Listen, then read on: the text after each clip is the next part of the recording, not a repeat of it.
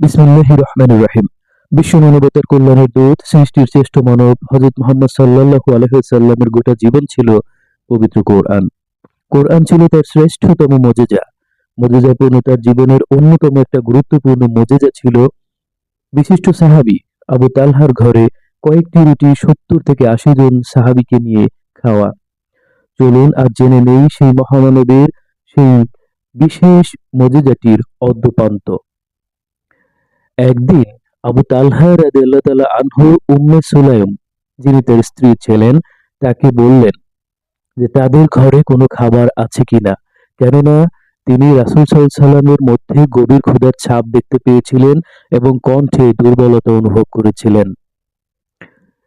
আবু তালহা প্রশ্নের জবাবে তার স্ত্রী বললেন যে ঘরে কিছু খাবার আছে। তারপর তিনি কিছু জবের রুটি বের করে আবু তালহার হাতে ওড়না দিয়ে মুড়িয়ে দিলেন এবং ওড়নার অপর একটা অংশ আনাস রাদিয়াল্লাহু তাআলা আনহুর শরীরে ঢেকে দিয়ে রাসূল সাল্লাল্লাহু আলাইহি ওয়াসাল্লামের কাছে পাঠালেন।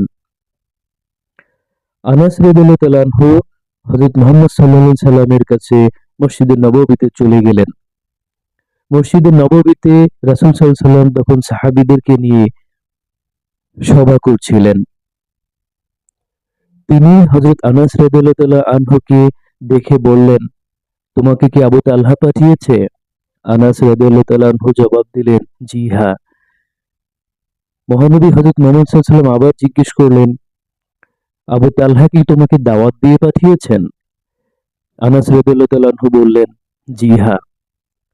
তখন রাসূল সাল্লাল্লাহু আলাইহি ওয়াসাল্লাম উপস্থিত সাহাবীদেরকে বললেন, চলো, আবু তালহা আমাকে দাওয়াত করেছে, আমরা তার গৃহে যাই।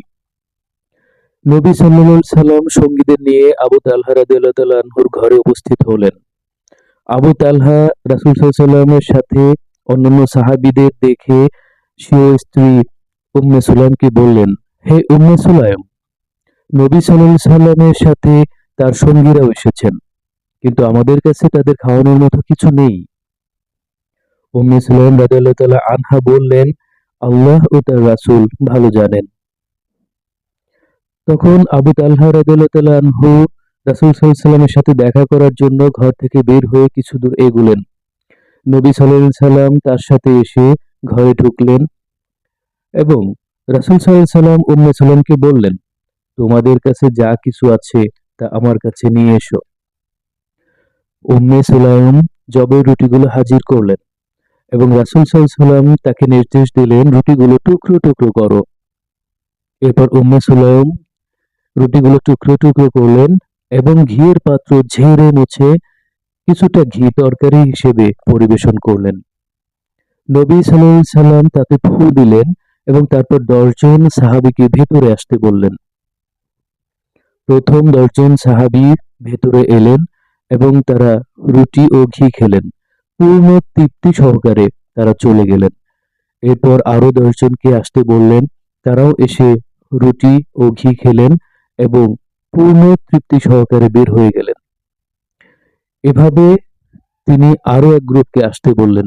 পর্যায়ক্রমে শেষ পর্যন্ত দেখা গেল উপস্থিত প্রায় ৭০ থেকে ৮০ জন লোক সবাই খেয়ে তৃপ্ত হয়ে চলে গেলেন।